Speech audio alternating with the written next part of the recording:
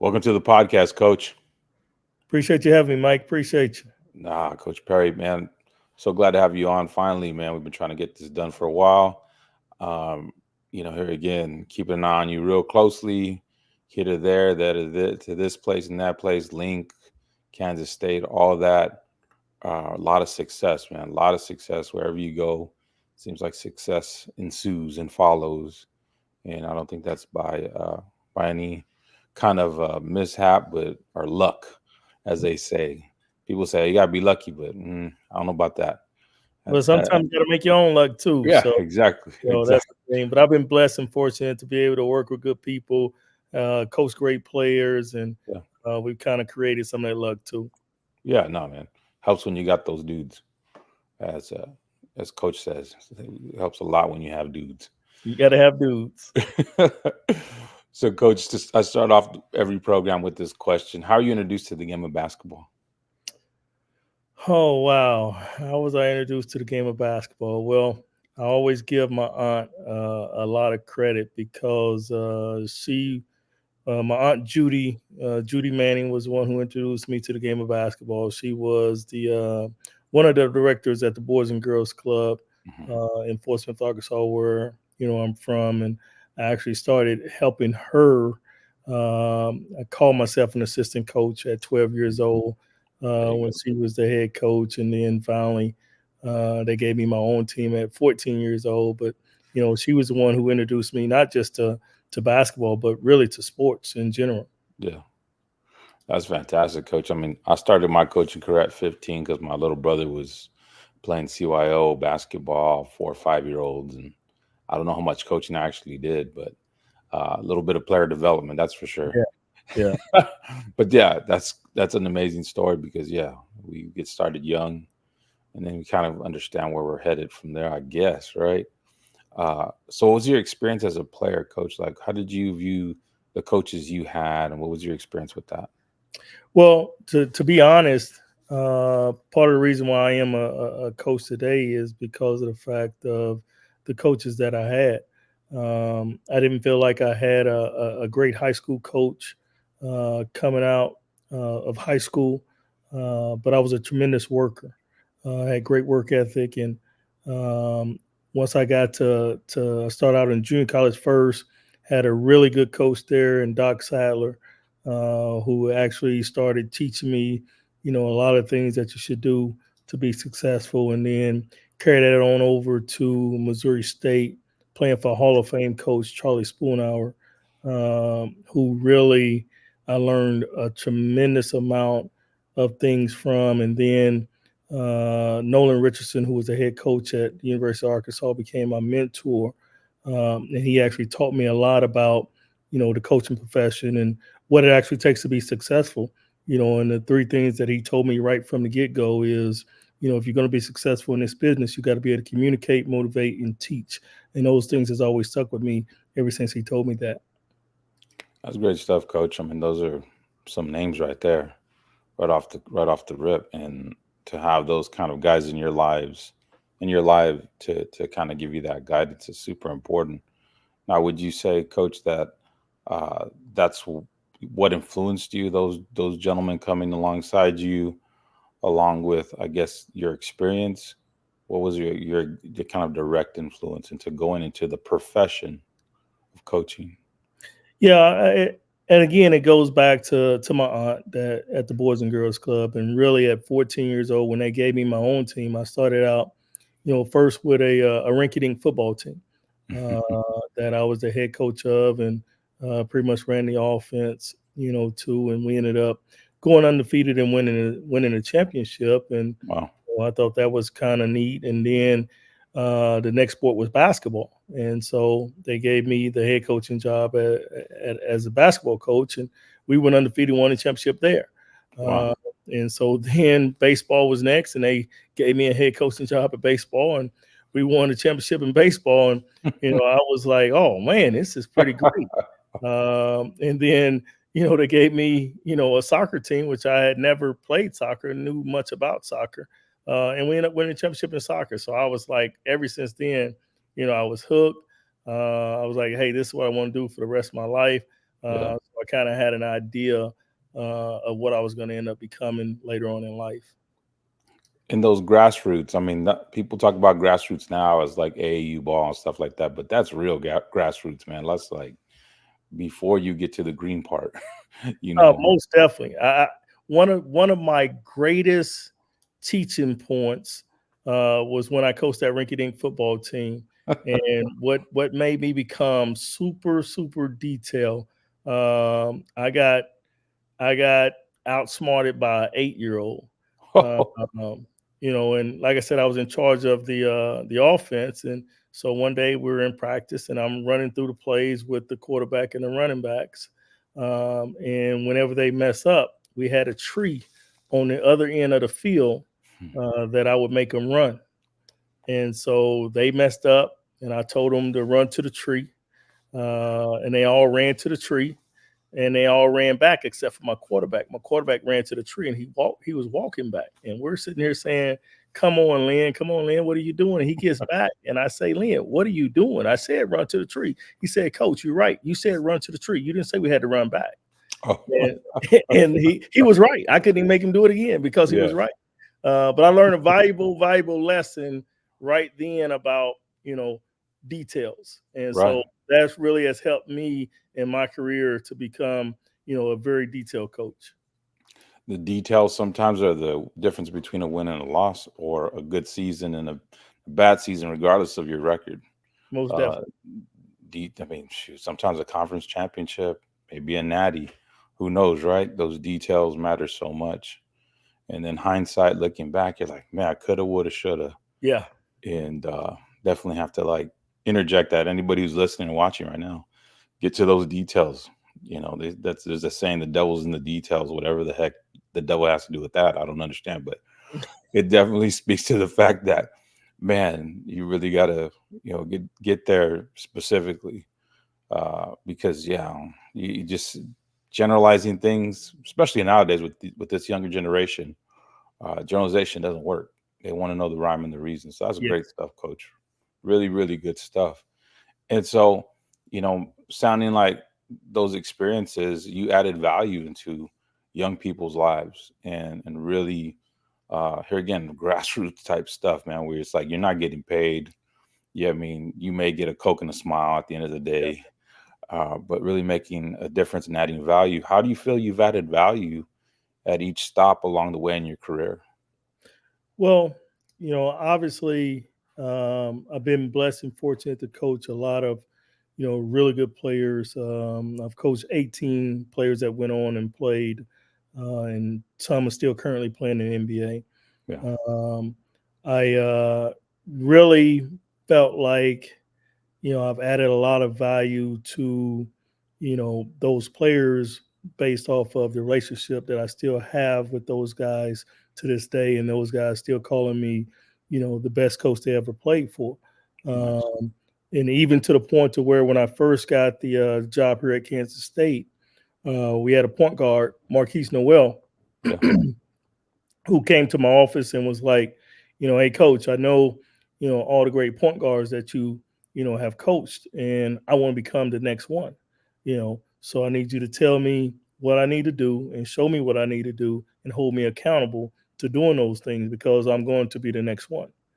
And nice. so uh, looking back on that conversation there and looking back at him coming and talking to me when I first got there, like, hey, I've been able to have coached a lot of really good point guards and players that still consider me one of the best coaches they ever have played for. And then I had to tell Marquise that hey, if you're going to do this, you got to understand that there's going to be a lot of days you're going to hate me, and in the end, you're gonna love me Yeah, because it's gonna be a lot of hard work, and I'm gonna hold you accountable to what you're saying that you want, too. And sure enough, there were some times where, we had to have a reminder that this is what you asked for, you yeah, know. And but in the end, it was well worth it because he went on to become, the Bob Cousy Award winner as being the yeah. best point guard in the country, leading us to an elite eight, and then him being an All American and actually giving me, his All-American plaque. Wow. When I came back from, a recruiting trip, it was on my desk with a sticky note, and said, "I never would have gotten this without you, so I want you to have it." Wow. Which really touched me. And again, you talk about adding value to someone. I thought it was very special that he thought of me, that way. In which I have it framed with the sticky note and everything, and hung up on my wall, for players to be able to see, like, hey, this is possible. Yep. Uh, and so, especially with him being 5'7", too, and going on and becoming, the best point guard in the country, and set the NCAA record with most assists in the NCAA tournament game. Just to see him where he came from, where he was a 1-to-1 assist turnover ratio before we got here, and him becoming a 3-to-1 turnover assist ratio, by the time he got done here, was just incredible. That's big To time. actually getting a chance to play in the NBA. That's big time, coach, because you're talking about, I always, in terms of like marriage, we go through something and say, man, we signed up for it. Yes. Yeah, don't complain about it. You signed up for it. And I think a young man like that, there's that marriage to the game, if you will, I guess, right? Or to whatever it is to improve and to make those sacrifices, because it's a sacrifice at 5'7" to become what he became at the college game. And on that run, I'm sure there was a lot that he had to really lock in, given the fact that he was going against some of the other best point guards in the country, outsized most of the time. Those were the five stars coming at him left and right. And that run was phenomenal, coach. It was a beautiful run. I think the country got to know him Hmm. like no other, and we're rooting for him in every single way, shape, or form. So, just a great testament to the work that as a staff, you guys did yourself as well. Because yeah, he became the flavor of the month, to be sure, Yeah, along he with was the team. he was definitely the hardest working guy on our team. Became a big time leader, and it was funny because at the beginning of the year he was not like that, Mm, and he just felt like, but his confidence was always through the roof. yeah, He felt like he was always the best player, on the court, no matter who he was playing against, and yeah, no matter who he was going up against. And he has that motto, heart over height, yeah, is what he used, and he used that to the fullest, too. And so just seeing his development throughout the year, learning how to read tags, and studying film. He was a gym rat. I mean, we wow. watched film almost every single day, and it didn't matter if we was at home or on the road. He was a sponge, and he just wanted to keep getting better and better every day. Yeah, coach. Us smaller guys, those 5'7", 5'8" guys. That's what we do, man. Got to have all that confidence, because step on that court, watch out. We're coming. We're coming for your head or your ankles, one or the other. Now, coach, I would ask you personally, has there been a defining moment or moments or situation that have reshaped your life as far as how you view the game and how you deal with people interpersonally? Well, I mean, the defining moment that really shaped my life was, really at when I was at 4 years old, at the age of 4. Okay. I don't know if you ever seen the movie Forrest Gump, Yeah. but I have a deformity with my legs, and so Okay. when I was born, the doctor told my mom that I'll never be able to run, walk, or jump like the rest of the kids. And so I was put in braces like Forrest Gump, and was gonna supposedly have to wear those braces for the rest of my life. Wow. And I wore them all the way up till the age of 4, until my grandmother told my mom, "Take those things off of him. God's going to determine what happens to him, not Wow. me." And so my mom took those braces off of me, and I went on to have a 41-inch vertical, and be Wow. the fastest guy on every team that I ever played on, whether it's all the way through, you know, middle school, high school, college, professionally, to where, I still have those braces to this day. I have them framed and hung up on my wall, just as a Wow. reminder to myself and to the players that don't let man determine what happens to you. You determine, what happens to you, Yeah. and have a faith that you can do anything that you put your mind to. Solid stuff, man. I mean, that's, who would, I love the mindset, that overcoming mindset your grandma had. Hmm. In other words, like, that's a man-made thing there, and that's temporary. And I think that's we have to keep that mindset when it comes to our faith. It's like what's temporal and what's eternal, Yeah. and that who is our eternal resource. He's gonna bring us out of it, and I think that's fantastic. That's a great story, Coach. Fantastic story because I mean, I was just literally talking to a group today because as I minister to people on Sundays, every Sunday, kind of talking about asking God and then commanding things, and that definitely falls in the line of commanding things to line up to where they should be, to divine health, if you will. Yes. That's fantastic stuff, man. Such a good story, and I'm glad you told me that because I didn't know that, and that's big time stuff, man. It's a testimony that builds our faith, that builds our confidence, because we know that those things can happen. Hey, man, if the miracle of life already happened in our lives, then every other miracle after that's possible, right? Most definitely. Most definitely. So we can believe, man. That's solid stuff again, Coach. Thank you. Now, your experiences throughout your career, starting from like Avila University all the way to now, what have those experiences prepared you for? Looking at where you're at and then the future, whatever that may hold, Coach. How have they helped you? Well, my experience at Avila helped, quite a bit, in a sense of most people don't realize that, I only had two scholarships to fill a 16-man roster. Wow. And we was in a conference and in a league that everyone else had 8 to 11 full scholarships. Mm. I was in a situation where I had no full-time assistant, only had one graduate assistant, where everyone else had full-time assistants and a graduate assistant.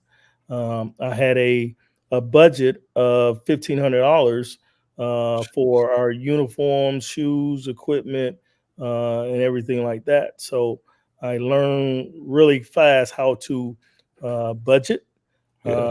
fundraise, and be creative and coming up with ways to um, fill out a roster and be able to get all the equipment and uniforms and everything that we needed, to be successful.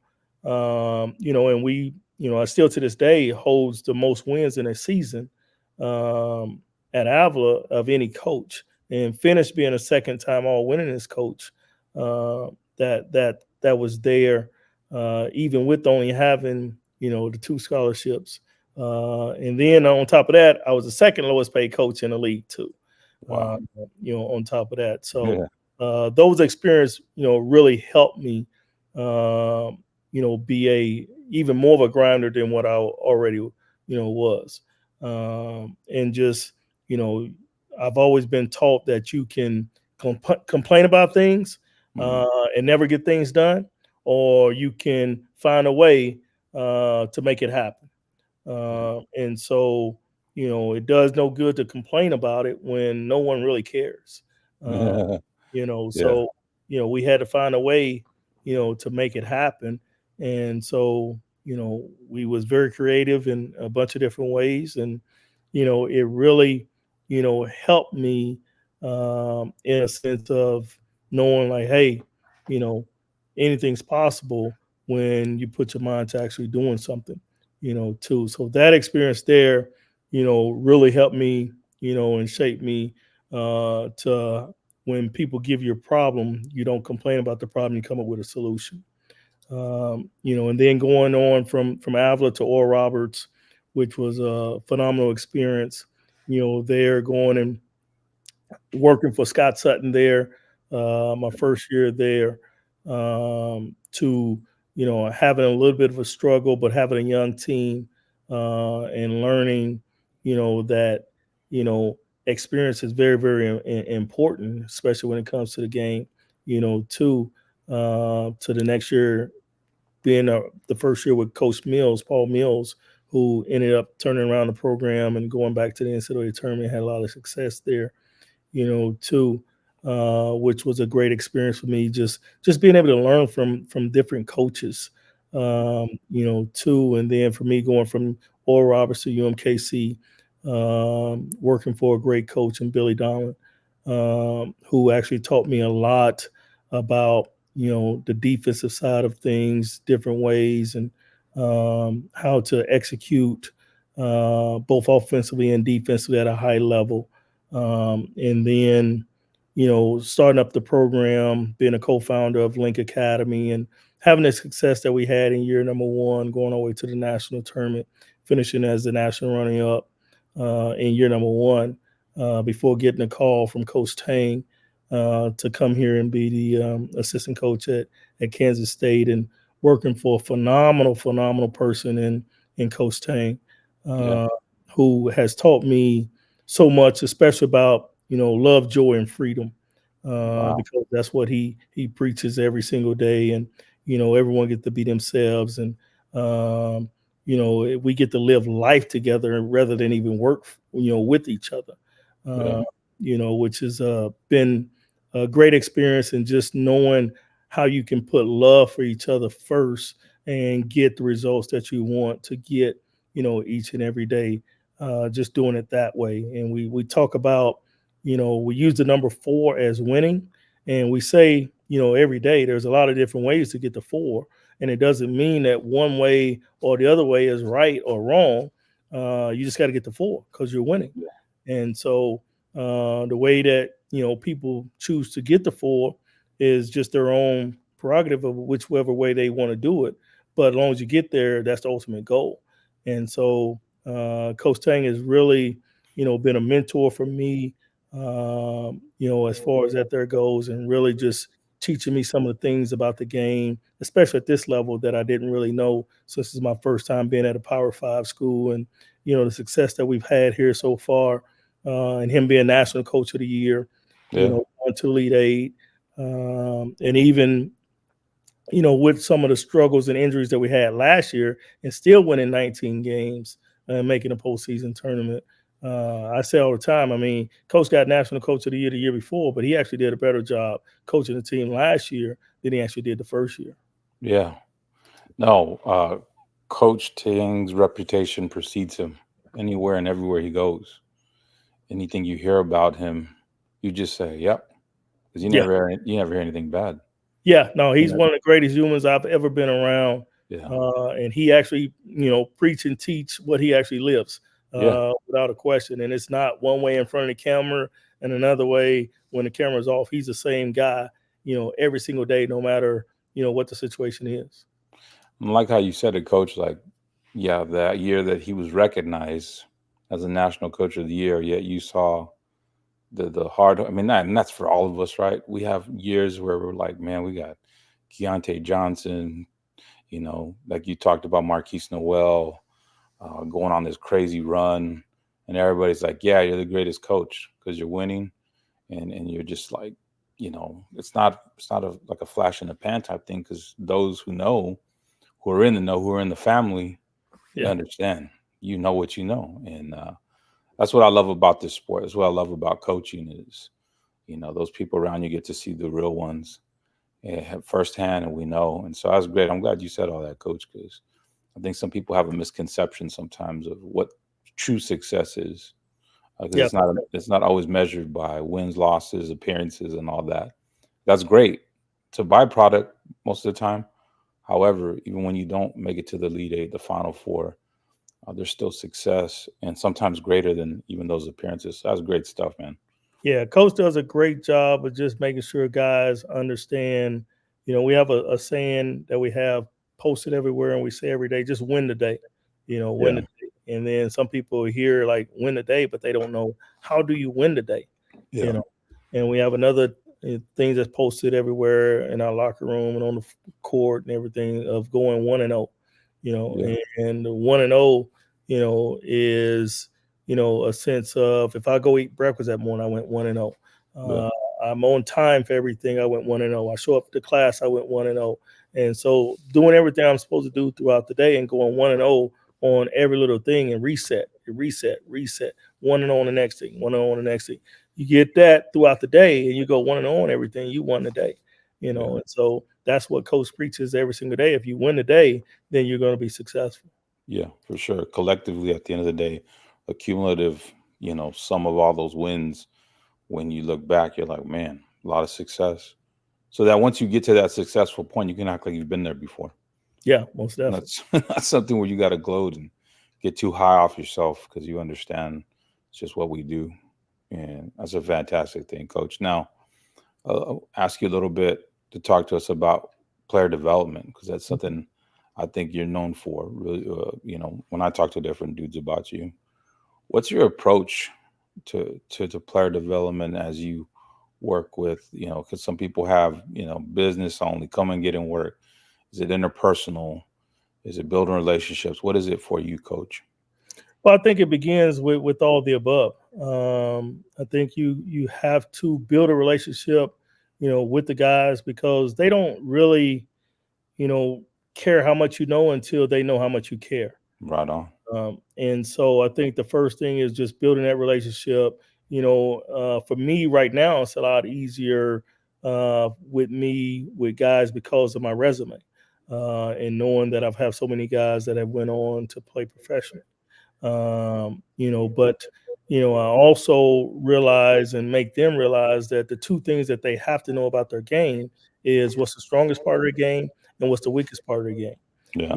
Because you want to always play to your strengths and away Yeah. from weaknesses. And then what some guys actually get confused with on player development sometimes they think that you always just constantly have to work on your weaknesses, work on your weaknesses, work on your weaknesses, which that's a little bit of it, but you have to continue to work on your strengths, Yeah. to make them even greater. Because in all actuality, you're going to play to your strength, and that's your moneymaker is your strength, Yeah. too. And you just want to improve your weaknesses to where they become not so much of a weakness, And so that's the way that I approach it to where guys understand what their strengths are because we're going to keep building those strengths to make them even better. We want them to know what their weaknesses are so we can improve on their weaknesses, too. And that's the part where I feel like if they start to understand those things, then they're going to get better, as a player. And then, obviously for me, I always tell guys, especially, from the point guard position, is that, the great thing about, working with me is I play point guard, Yeah. but the worst thing about working with me is I play point guard. You know? So therefore, I'm going to be on you on every little thing. And a point guard is just like a quarterback that's on the floor because Yeah. he has to run the team, run the show, and be the dude, Yeah. too. And he can never have a bad day as long as, as well as the head coach can't have a bad day either. Yeah. Uh, and so, that's the thing where I really, have laid my hat on as far as developing guys, and making sure they understand it's not just always on the court, too. Film is going to say a lot. Uh, and I think that guys don't do enough film study uh, Right. to learn about, the game and learn about how they can be effective out there on the court and what they're even to learn like, hey, what can I do even better and what do I need to, improve on, as we go along throughout the season, too. So I think that's a part that some players, don't really understand how important that film work is. And so I'm a firm believer in film work is going to be a big player development piece, also to get better. Yeah. Uh, Women lie, men lie, but the film doesn't. Right. Right. And yeah, big part of that. Like, see it for yourself. You hear me yapping about it, but let's review the tape. Right. And that approach, Coach, I love it about the strengths and the weaknesses, because it's hard to convey that sometimes, especially to high school kids at my level, where I'm dealing with high school kids and people are like in their ear, no, you're this, you're that, you need to do this. And I'm like, if you know the mindset of a college coach, they want your strengths. Your Yes. weaknesses, your weaknesses. I don't know a college coach that doesn't think to themselves, I could work with that. Get Yeah. that strength, because that's what they're recruiting you for. So that mindset, Coach, I think a lot of coaches who are listening or watching can really take from that. Because yes, we see them as a finished product to a degree, but they may never be a finished product with us at the end of the day. Mhm. but we can look at them that way. We're just a part of that, process. And so that's great stuff because it really does put things into perspective and really helps them to, like you said, play to their strengths, double down on those strengths, if you will, Yeah. because that's what you need during the game. Is what you need. Like, hey man, don't you're not a good three ball shooter. Let's not do that during the game. Right. I mean, we're going to put you in situations to be successful, and we're going to play to what you actually do the best. And I feel like that was one of the things that I loved about Keontae Johnson was the fact of he knew what he was really good at, and we just Yeah, put him in those positions to do what he was great at. yeah, And he delivered, time and time again. And as long as you continue to keep putting guys in positions to do what they're great at, they're going to succeed for you yeah, every single time. yeah. No kidding, coach. And kind of on that note, success is in kind of like not setting up our kids for failure is kind of one of the biggest things, as part of that coaching acumen. Because we get a little upset and bothered and heartburned by things that they do, but then we have to look internally, like, hey man, well, did you do your job in putting them in the right position?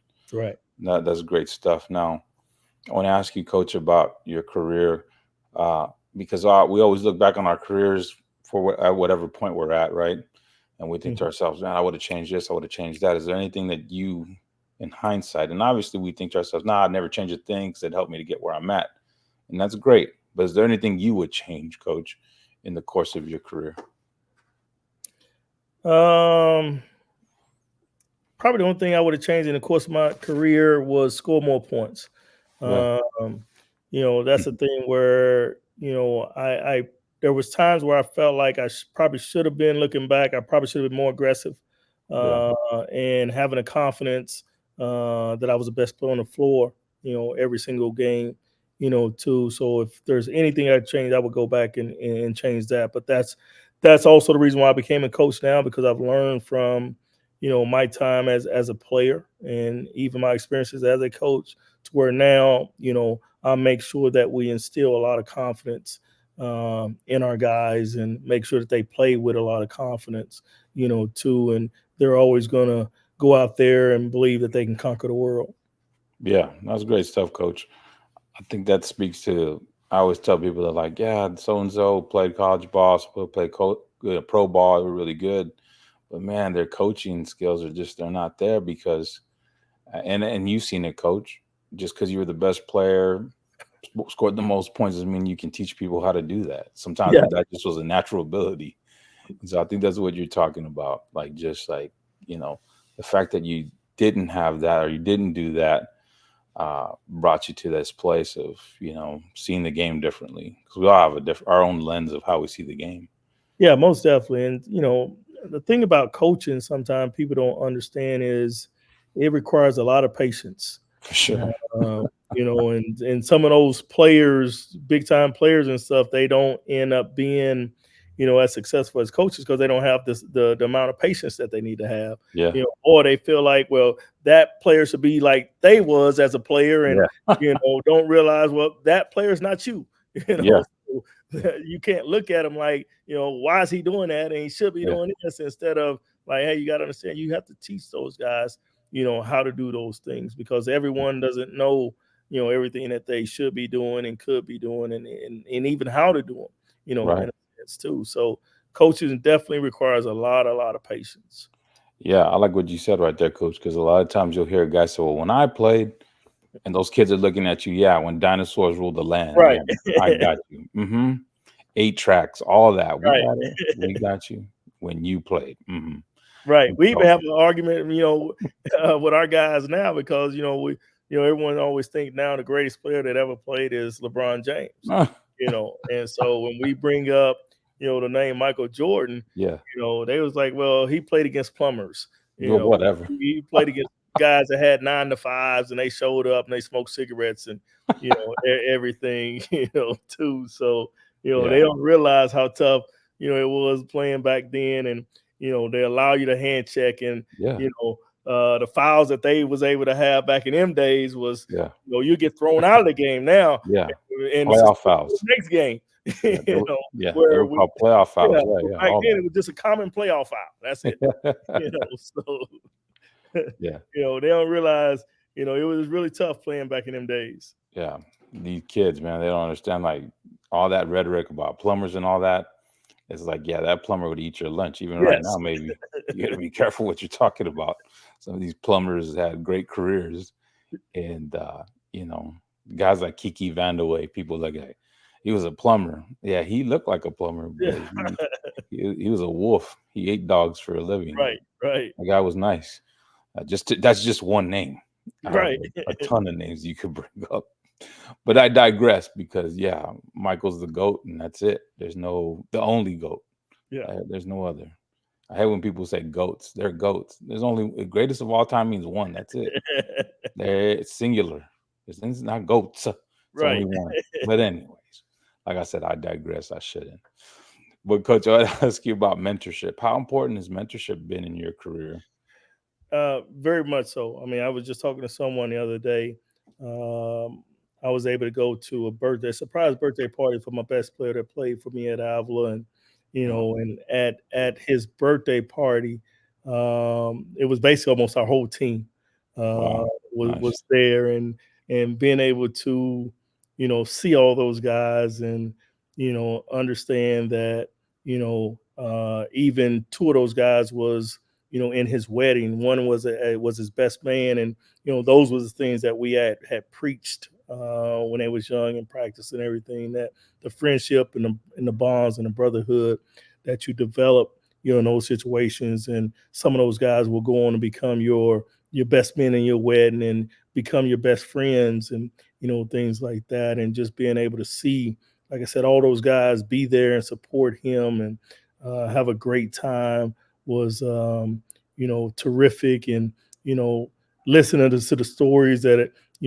those guys told me about how much of impact I had on their life and still having on their life to this day, and how much they still support me and follow me in my career, too, is really a blessing. And we actually even take it to another level here at Kansas State with Coach Tang, because every game before the game we do what we call mentorship, Hmm. where we give the guys a lesson from one of the assistant coaches um, about life outside the game, Yeah, to something that they can take and gonna be able to use with them for the rest of their life, too. And so, just a mentorship is very, very important, to me, and how we are able to make an impact on our guys' life and actually change some of the guys' lives too. Because as a high school coach, I've had players that came up to me and was like, "Coach, you saved my life," wow, too. And so, just them to say that to me means a lot, yeah, too. That I had that much of impact on them. that's great, coach. Uh, you know what I noticed about some of these knuckleheads that we've coached? Down the line, 15 years down the line, you see them somewhere, and they're like, "Man, you had the greatest impact on my life," and you're like, "But you didn't act like it at the time." Right. Yeah. Yeah. What's the deal with that, man? You know? But We it's nice always to say hear that it. to this day, like, hey, you won't understand until later on in life. You Yeah. know, me and That's Coach true. Urick, we laugh all the time because his grandma had a saying that she used to tell him all the time: "Just keep living. You'll Yeah. understand. Just keep living." And he'd be Yeah. like, "Grandma, what does that mean?" And she would just say, "Just keep living. Just keep living." And later on in life, you realize Yeah. exactly what she was talking about. Yeah, too true, man. Too true. Wisdom. And that's one of the things I think that if we keep imparting wisdom, free game, as they call it, and pay because we paid the dummy tax for a lot of these kids Mhm. to learn from us. And I think it's super important to keep them. If you're worth anything as a coach, do that, man. Help these guys understand to learn from you and not their own dime. Really helps a lot. Now, coach, your support system. How important is your support system? All this time in your long career, what's that been like for you, and how important is your support system? Well, obviously you got to have a great support system to be successful, especially in this line of work, Hmm. because it's so time consuming, Right. too. And so, your family is the ones who kind of get shortchanged, from time to time, because of the busy schedules and Yeah. the amount of time that we have to put into our craft to be successful, too. And because of the fact of knowing that, just like anything in our profession, if you don't win, you get fired. Yeah. And so you got to put everything in that you can to be able to win. And the other great thing I love about Coach Tang is he makes sure that we take a Sabbath day, each week, too, to where he wants you to get away from the game and away from the office and away from work, and everything too. But your support team with your family, it has to be, very, very important, because of the fact of when you do get an opportunity to spend some time with them, you need to take full advantage of it. Yeah. Uh, because of the fact of you do spend so much time, with your job, Yeah. too, especially at this level, because we're, you know, at the office, or we're recruiting on the road, or we're traveling to play games. Um, and so, my parents have played a major, major role in the support system for me, because they've always been there through thick and thin and ups and downs, and just to be supportive, to let me know that, hey, you're going to be okay. You're going to get through it. You got loved ones on the other side of whatever it is that you're going to go through, and just always remember to keep God first. And, you're going to be, a winner in anything that you do. And one of the greatest things that I was able to do, as a as a coach here, was the fact of, when I was young, I used to always tell my mom a couple of different things. One time we was watching TV, basketball game, watching Arkansas Razorbacks, because I'm from Arkansas. I had a cousin, Keith Wilson, who played for the University of Arkansas, and I told my mom, while we was watching the game, one day you're going to be watching me play, on TV. Yeah. Uh, and she was like, "Oh boy, shut up," you know. So that created a fire in me to go on a mission, to where, like, if that school wasn't playing on TV, I wasn't interested in going to that school, uh, Yeah. Yeah. because Yeah. I told my mom she was going to be watching me play on TV. And so it was funny, because when I went to Missouri State, and I picked them because they had several games on ESPN, Yeah. because I had to make sure they was going to be on TV. And so it was a Tuesday night. We had a 7:05 game, and my parents couldn't come up during the week because they worked. And so I called my mom, an hour before the game, to see what they was doing, and she said, "Well, we're getting ready to watch a game. Why don't you coming on TV tonight?" And I said, "Yeah, that's right. You know, remember I told you you was gonna be watching me play on TV one day." And she was trying to, play it off like, "Oh, baby, I knew you would." I'm like, "No, that ain't what she said." But just make sure you watch me play on TV tonight. And the funny thing is, she's still getting a chance to watch me on TV, For sure. still to this day, too. But the other thing that I told her when I became a coach was that, hey, I'm gonna, be coaching on a staff that, leads the team to the NCAA tournament. And so this time she actually believed me, though, Right. when I told her that. So when we knew our first year here that we was going to the NCAA tournament, that I want to make sure that they was able to experience it with me, Right. also. So I made sure that I got them plane tickets and hotels to go watch us make the run that we was able to make, and let them experience it firsthand, being there in person, because that's what I told them that, Yeah. I was going to be able to do, one day. And it was definitely a dream come true, for that. And I thank Coach Tang for giving me the opportunity to be able to do it, and help leading us to be able to do that, too. But that support system, from my parents, has been really unbelievable. Yeah. She didn't think you'd keep them receipts, man. That's Right. what it comes down to. She was gonna make that mistake again. She's like, "This guy keeps receipts. I better." Next time he says so this, that, or the other, I'm just gonna say, "Yes, son. You're right, son. Yeah, You that's got it. right. You That's what can she do says anything. You want to be an astronaut right now? Do it. You now. got it. I'm not gonna doubt you."